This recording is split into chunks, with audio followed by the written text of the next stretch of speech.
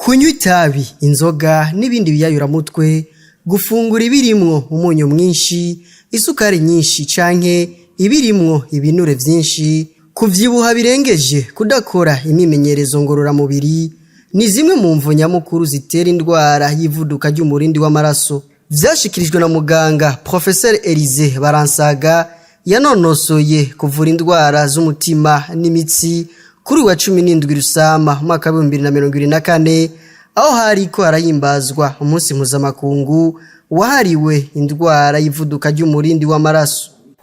Mu bisanzwe benshi ntitutora icayiteye, mugabe ikizwi nuko iyo umurindi w'amaraso ivuduka ari rinini mu miringoti itwara amaraso, iyo miringoti ica yononekara.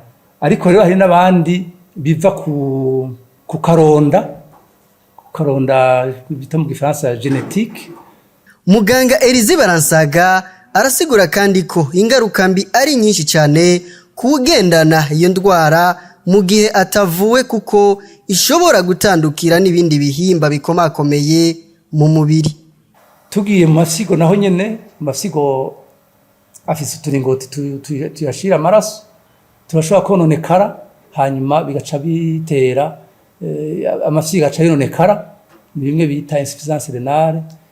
Hariho rero no mu maso bishobora gutera utabona, eka mbere n'indi mitsi yose ashobora gufata, imitsi yo ku maguru, imitsi eka ya kwizosi yose irashobora gufatwa niyo ngaruka mbi ya hypertension arterielle. Mu vyigwa vyakozwe n'ishiramwe mpuzamakungu gita amagara y'abantu ku isi OMS, gushika mu mwaka wa 2025 abantu barenga umuriyaridi ku isi yose nibo bazoba bagendana indwara y'ivuduka ry'umurindi w'amaraso.